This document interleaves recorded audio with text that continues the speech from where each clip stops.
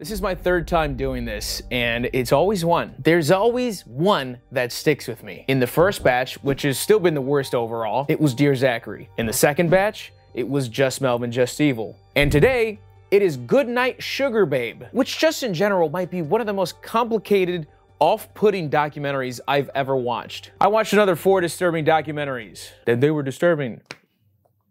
Whoa, spoilers. The Last Stop, Goodnight Sugar Babe, The Family I Had, and Who Took Johnny. So we will be discussing those today, but first, let me thank today's sponsor because there's no shot in hell we're getting monetized with this lineup.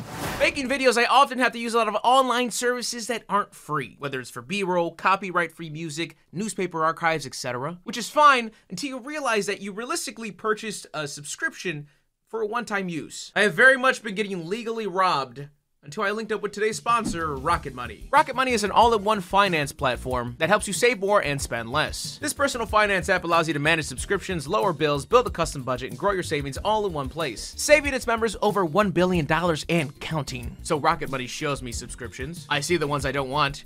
I click, and they cancel it for me. I have notifications set up that monitor my spending. For example, I'll get a ping saying, hey, you've spent triple the amount of money this week that you usually spend in a week. I'll think, damn, I should stop.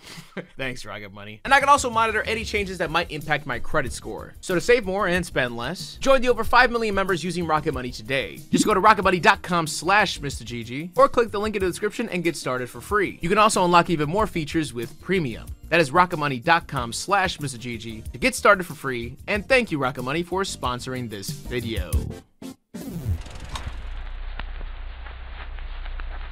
The Last Stop centers around Elan, a school for troubled teens. This school was isolated in the woods of Maine. It was more so a camp that used forms of therapy to change these kids' lives for the better. And this is one of those docs where you think, how did that exist for so long? I don't so much like the doc as much as I like the cast that is talking to us throughout the entire doc, basically, because the story is told through ex-residents of Elan, who were all kids at the time. Teenagers. The cast of ex-residents are so diverse, and some of them are genuinely great storytellers, which does so much for this doc. We're constantly cutting through their testimony, and I think it works really well to not only keep the pace up and give multiple perspectives of the same events, but it also helps mimic the chaos that we'll soon get to. And the director of the doc was an ex-resident himself. And here's my criticism of the doc.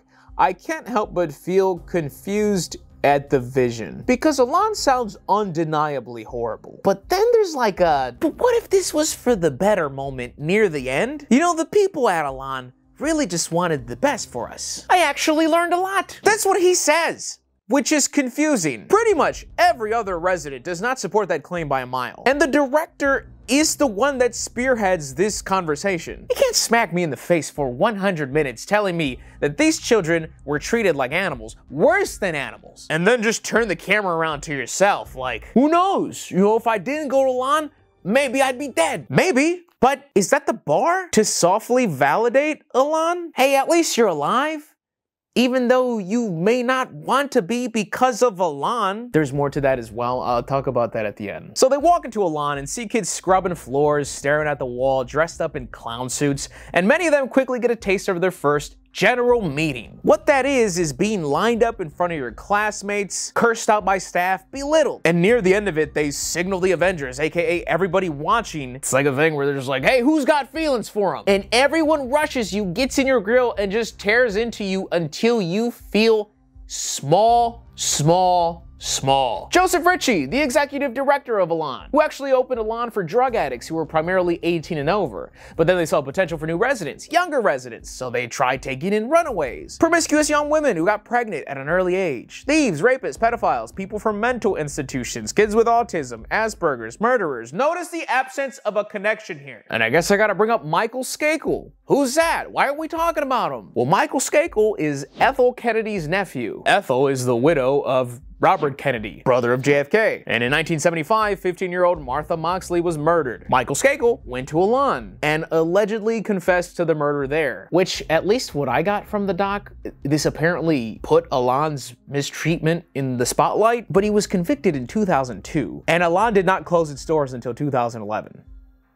So Sure. So there was a hierarchy at the houses. You'd begin as a worker, and as you moved up through the hierarchy, you would have more authority, responsibility, and you were encouraged to rat people out. Because if someone went off track on your watch, that was your ass, and you'd be shot down back to scrubbing clean floors. Below the directors of the house were assistant directors, and right below them were staff, which would be the final level of that hierarchy for the residents. Re-entry into staff, where you would be until your departure, or you could just stay. So just so we're clear, the people guiding these troubled teens were troubled teens who had been whipped into shape, but quite literally had no worthwhile experience, no legitimate background to be working with these kids. So why didn't they just leave? Why didn't the kids just run away? Why didn't they gun it? Oh, they tried. And some of them escaped, but they would send out trackers that would find them consistently. And your work was cut out for you when they would bring your ass back. They'd have multiple eyes on you, keep you away from doors, have you restrained to only a specific amount of tiles in one room. The punishments were fucking insane. Like, you would have to wear a sign that says, "I'm a whore." And if anybody asks you about it, you'd have to recite these insults about yourself as to why you are a whore because you held another kid's hand. You could get paddled by multiple people multiple times till you're black and blue, or you get thrown into the corner where you would stand facing the corner, and if you got tired you would then sit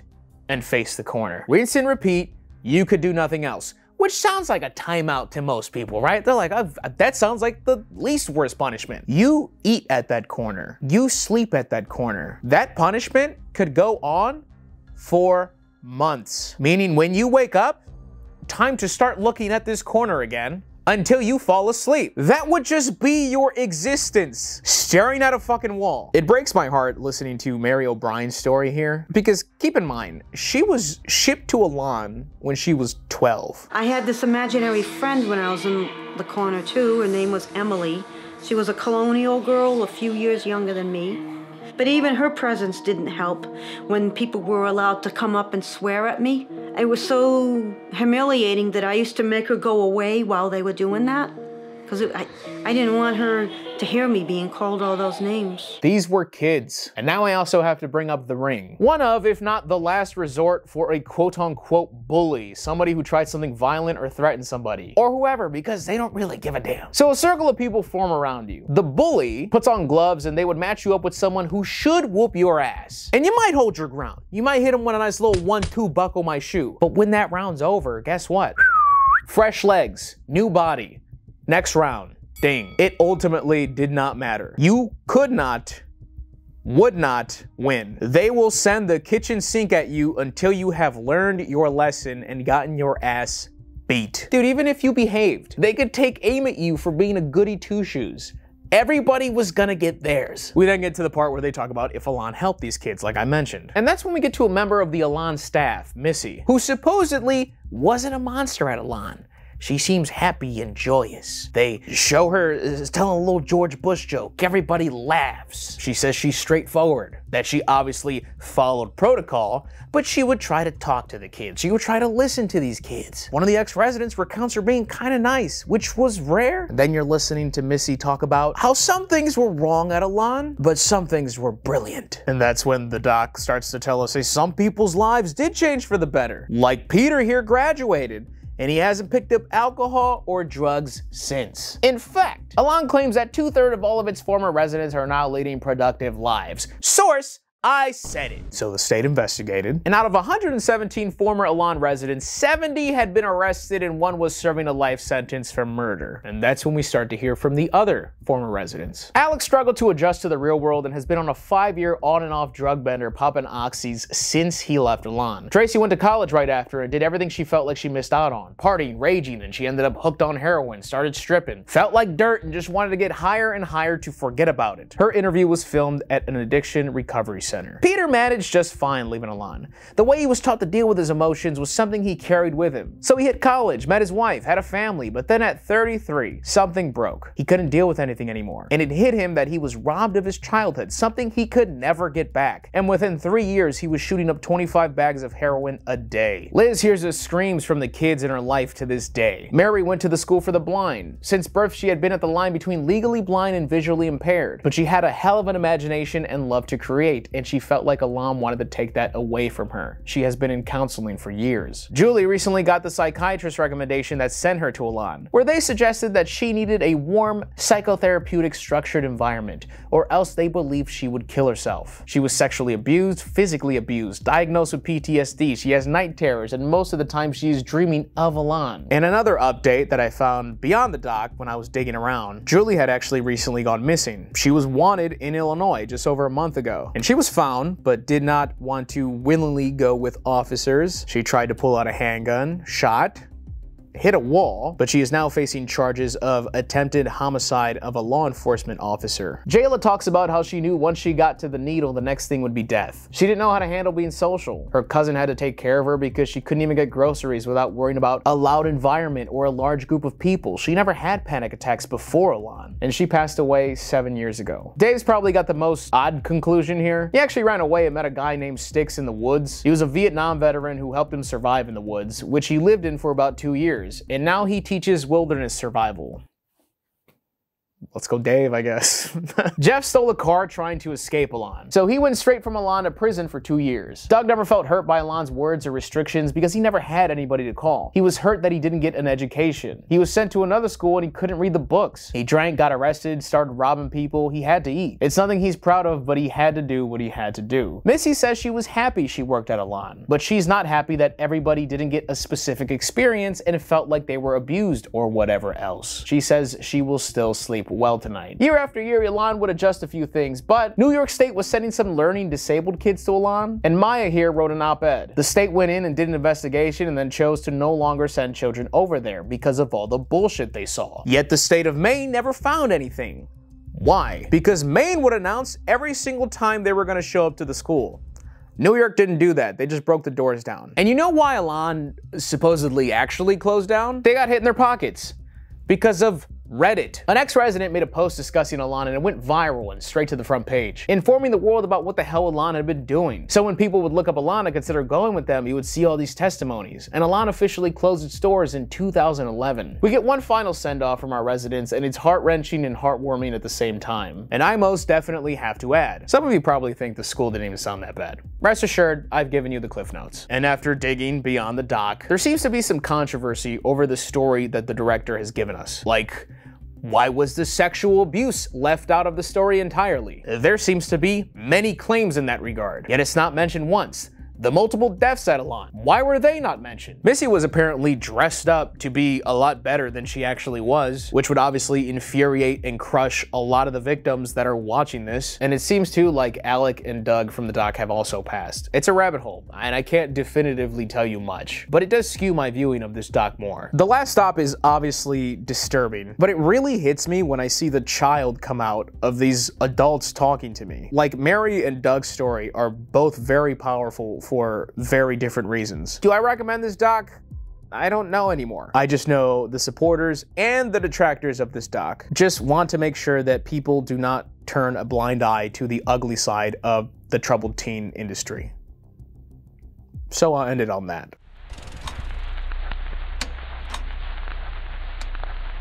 Goodnight, Sugar Babe, The Killing of Vera Jo Regal. This documentary is baffling for a slew of reasons. I think it's the most confused I've ever been watching a doc. I don't even think I would recommend this because of that. Okay, so this focuses around Vera Jo Regal's life, but like not really. Vera was murdered, but through the doc, we end up focusing way more on the family that took her in and the timeline leading to that fateful day. I'll very unfortunately tell you the story, but a few things first. Let me talk about the documentary itself, and this part is gonna be more lighthearted, but once I get to the actual story, be warned, it is a tough listen. The documentary comes off very amateur-like. The PowerPoint-like animations and editing are just simply put, not the best. Not visually appealing. When I was watching, I thought this was from 2005 to 2008. It's a 2013 doc. The story broke 2011. But all of that is not that distracting. Reason being, there are so many other things that will take up your brain power while you watch. There are so many fucking people in this doc. On IMDb, there are 45 people credited as cast, and rest assured, many more are mentioned, but just not credited.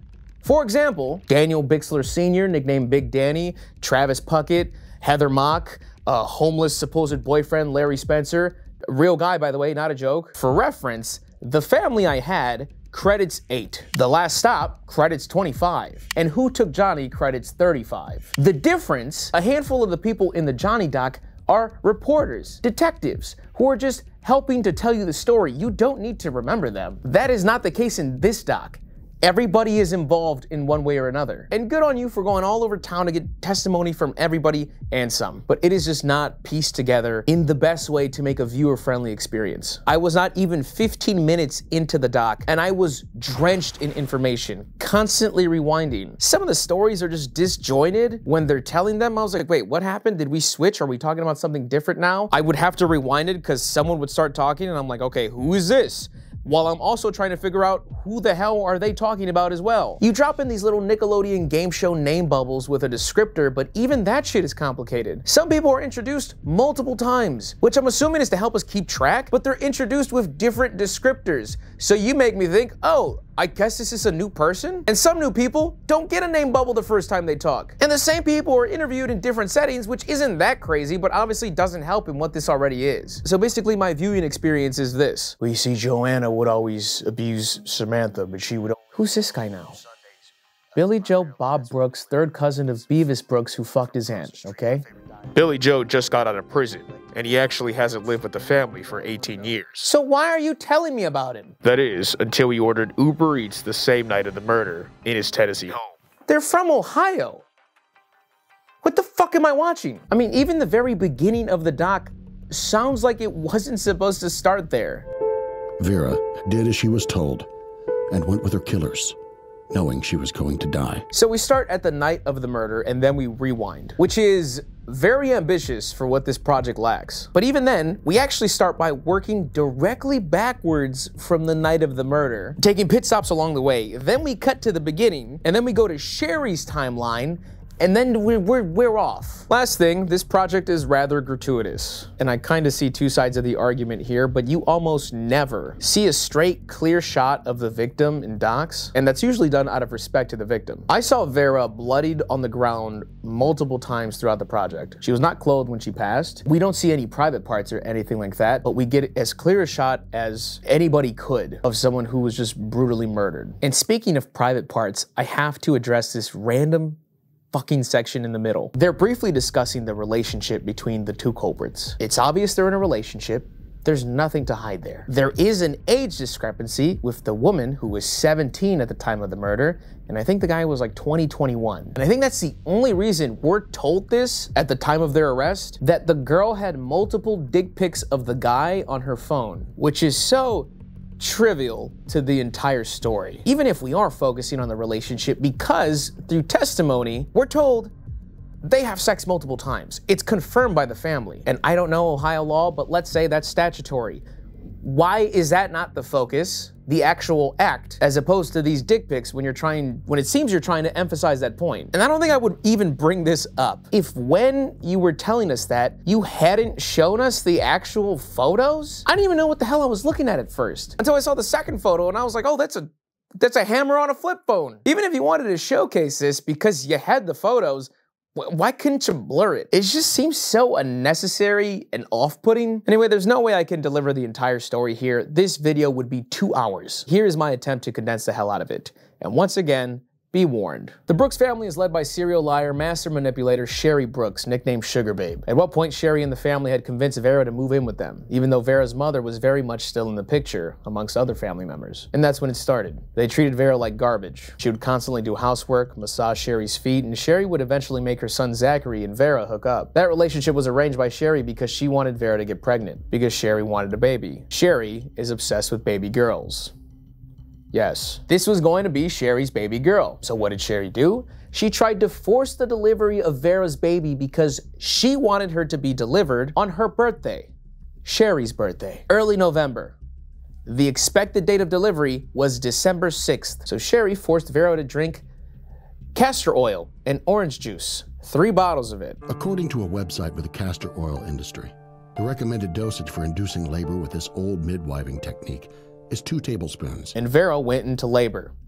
And luckily, baby Willadine survived, but spent a month in the hospital with heart problems because Sherry wanted her to be born on her birthday. Baby Willadine was born the day after, And there was Sherry bragging to everybody, "Hey, what can I say? She tried to be my gift.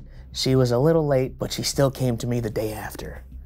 Fucking scum. Once Willa Dean was born, it was no longer Vera's baby. If Vera touched Willa Dean, Zachary would beat her. Sherry wanted Zachary to sign off the rights to Willa Dean to herself, which the doc tells me he did. Vera was beat, verbally abused, not allowed to speak without Sherry's permission, not allowed to interact with her own daughter. She slept with a pig in the closet. Sherry would lie to Zachary about something Vera did wrong just to have her beaten. And I have not mentioned this, Vera is intellectually disabled.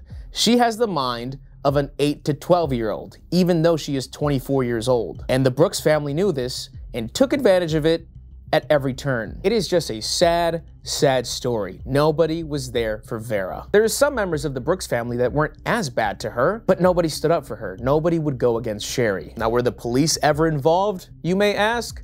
Multiple times, but the family would lie. Make Vera lie. "Hey, where did those bruises come from? I fell." Okay, well, what about this time?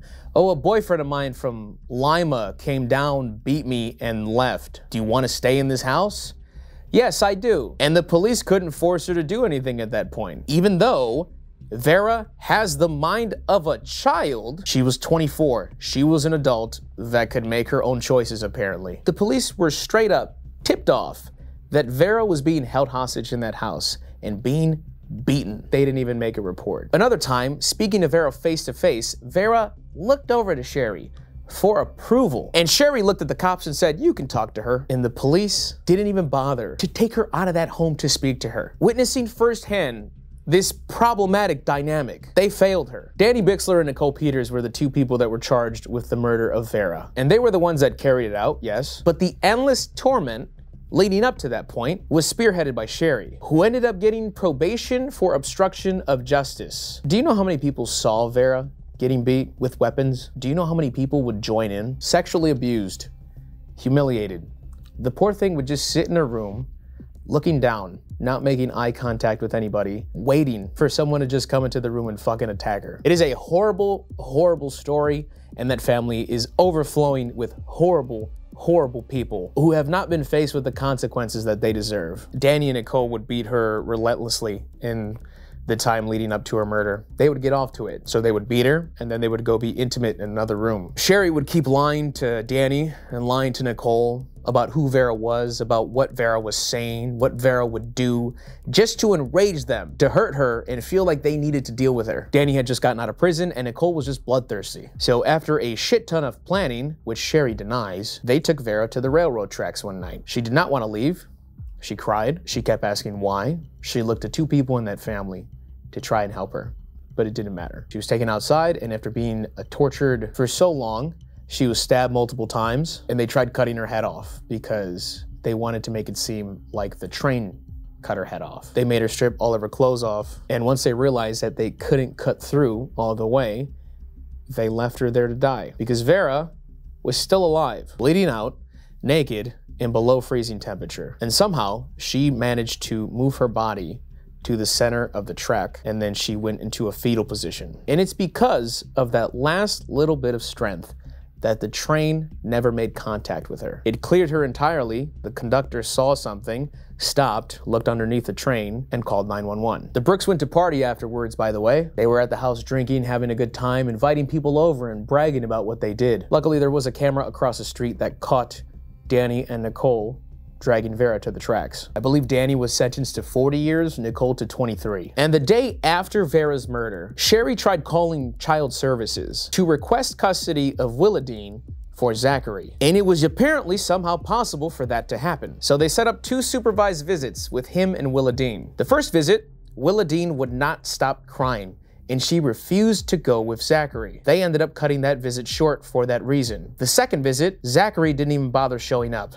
And for that reason, luckily, Willa Dean was taken out of that home and put up for adoption. And of course, you hear Sherry talk about it, and she still has the fucking gall to say, you know, if she ever wanted to come back home, she's always welcome here. And there's really, really so much more to get into. Voices of Vera was a group formed to spread awareness of the case and try to bring the Brooks family to justice, especially Sherry. Ultimately, this is just a doc that will ruin your day. I left out terrible things. I didn't even touch on what Sherry would do to children, her own, but just so you know, she's had multiple children taken away from her. I scraped the surface of what they all did to Vera, and I didn't even touch the dozen other stories of all the family members. This is easily the most disturbing doc out of all of the 4 that I watched. Frankly, it's not close. Last video I watched Just Melvin, Just Evil, which is tough to stomach. It is very much on that level, and I really can't say much else. I don't even really advise you to seek it out. The only positive I can really think of is continuing to spread awareness about that case and what that family did. Next doc.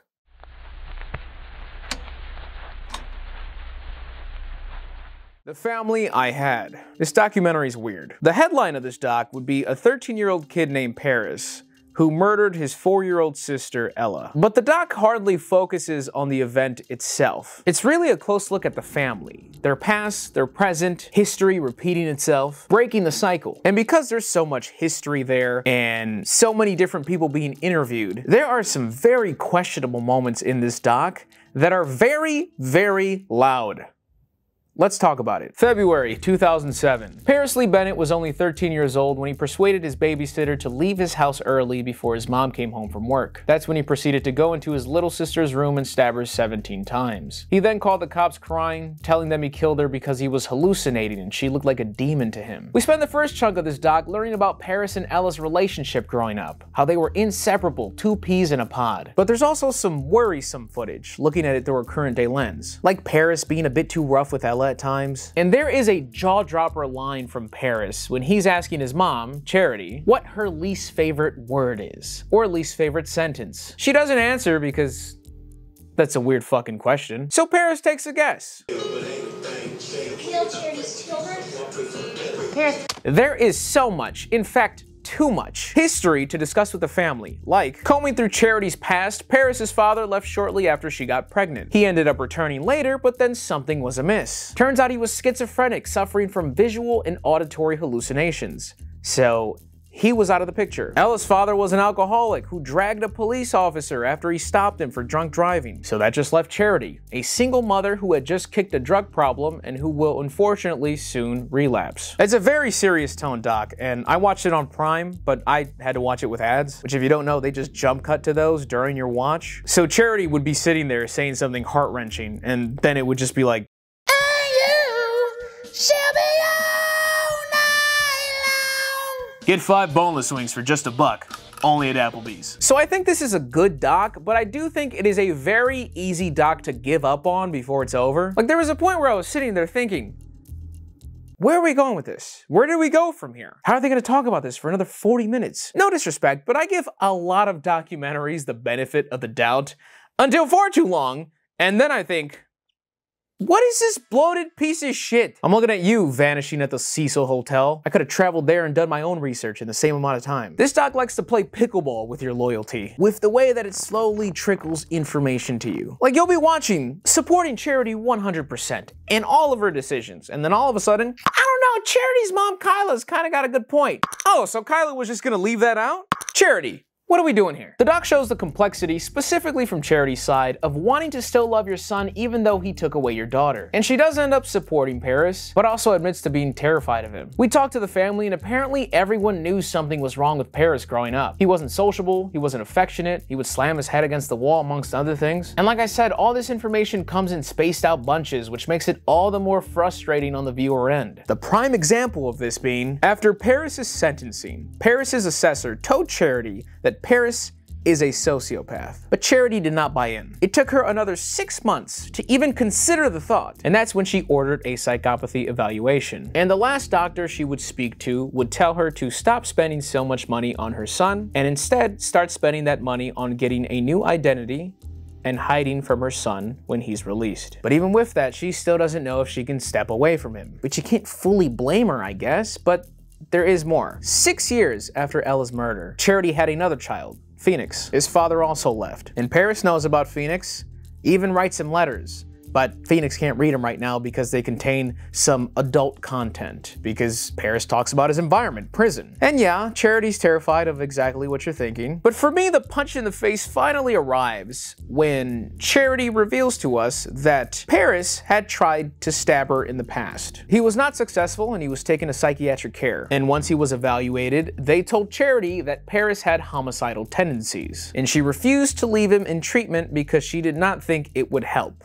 So she brought him back home. She was told that in November 2006. 3 months later, he would take his sister's life in February 2007. And listen, it's very easy to watch this and think of so many ways that this could have been prevented, that something could have been prevented. This doc's got me backseat driving a fucking tragedy here. But this still goes into so much more than that. There's an entire section dedicated to Kyla, Charity's mom, that is bonkers. So get this. Her husband was murdered in 1980, and a month after his funeral, Kyla was arrested and charged with conspiracy to commit murder. But don't worry, she was later acquitted, even though there was a boy who claimed that he knew that she paid a hitman, even though she had apparently asked about a murder contract out of curiosity. By the way, they had remarried 57 hours before he was shot to death, and she was a key manager in the company that he owned, and the policeman who drove her to the police station remarked that she seemed happy on the drive there. And they found a napkin where she drew a map of the house showing what door would be open. Acquitted. I don't know, I'm trying to imagine myself at the scene of the crime when everybody shows up and like I know I totally did it. I feel like I wouldn't want a lot of cameras on me.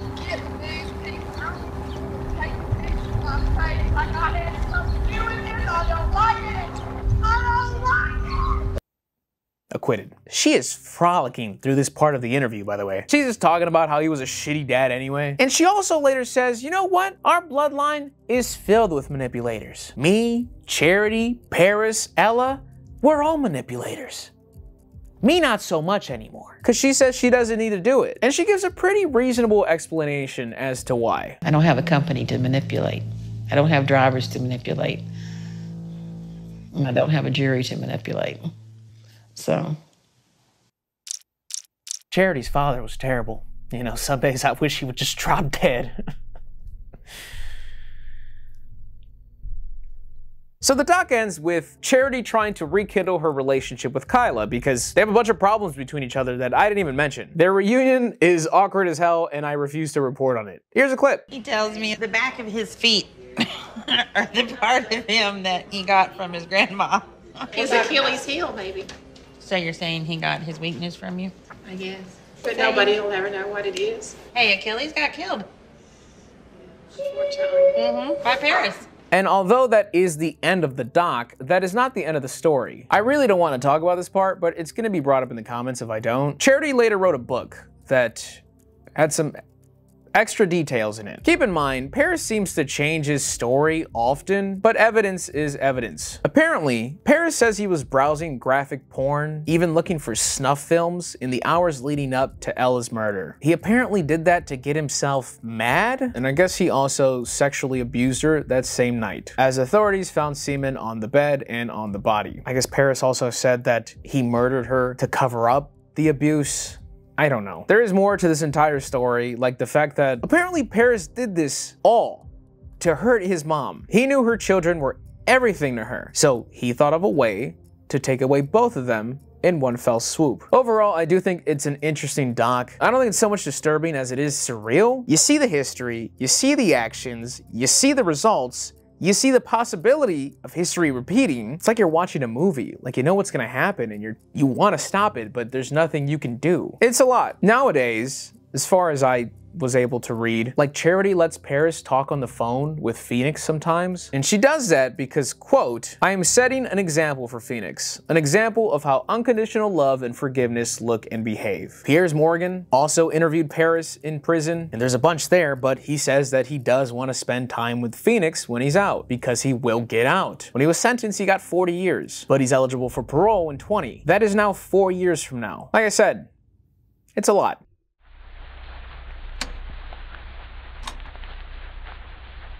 The best way I can describe this documentary is pretend you awake to see a spider crawling on the ground outside. It's a Brazilian crawling spider. one of the most venomous on Earth. You then start to look around, take in your surroundings, and realize you're in the middle of the Amazon. That spider is a concern, but only one cogwheel of a massive operation. Because around every corner, there is something equally or more dangerous. A lot of them difficult to see, let alone be touched. And there is, realistically, little to nothing you can do about it.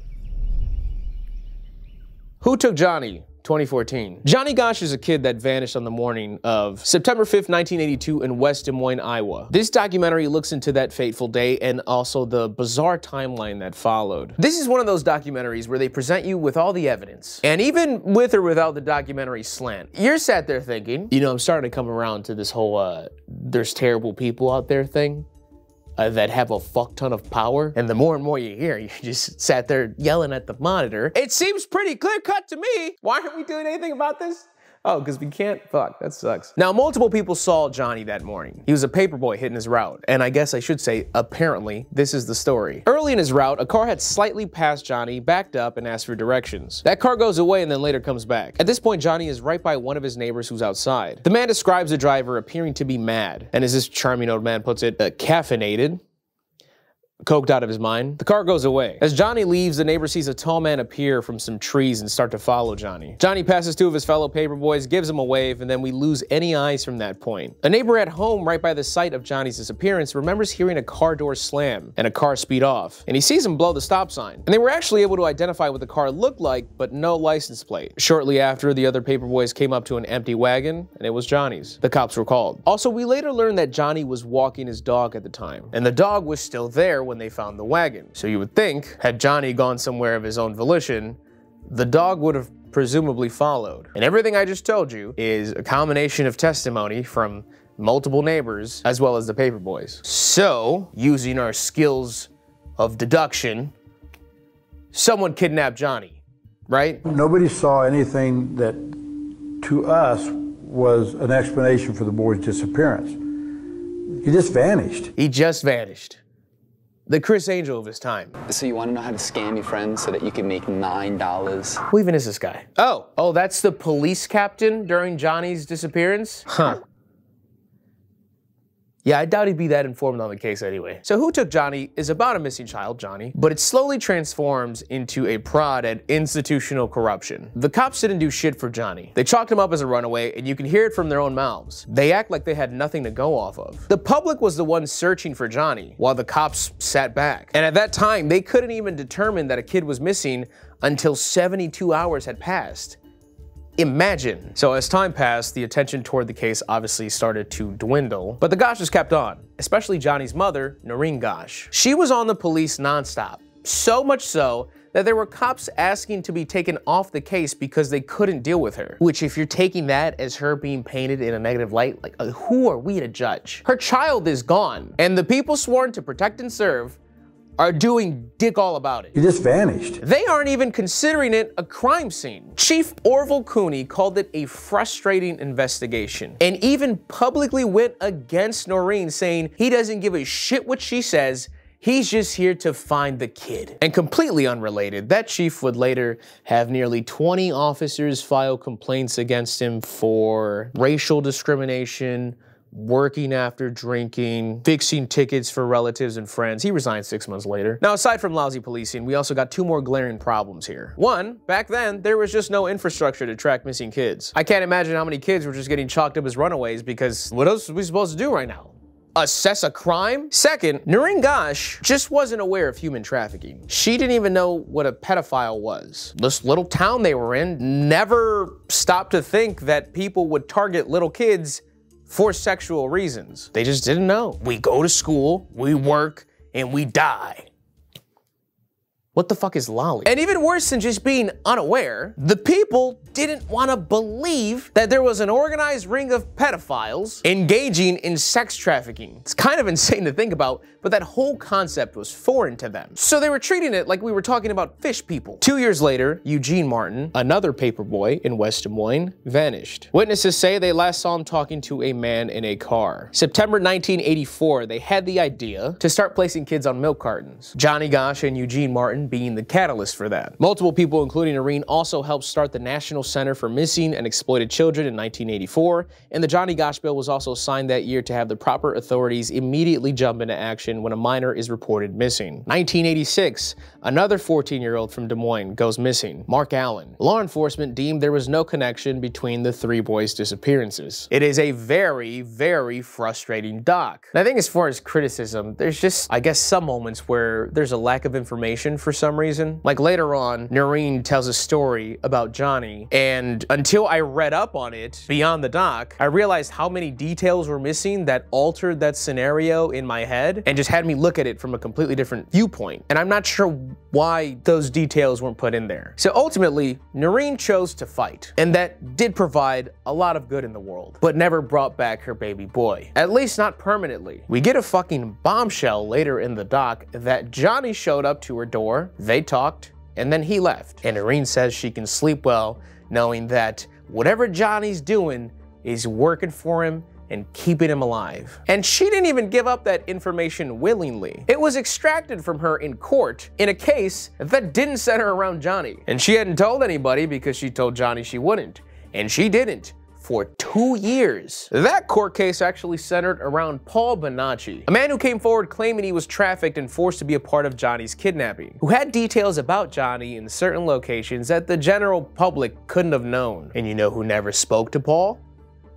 The FBI. Thought they had no reason to. Paul had multiple personality disorder because he was sexually abused since he was 6. So I can understand some hesitation there, but not even hearing him out once? Paul spoke to Noreen, and she believed everything he said with her heart and soul. She 100% believed that he had helped kidnapper's son. Didn't talk to him once. The rabbit hole continues throughout the doc.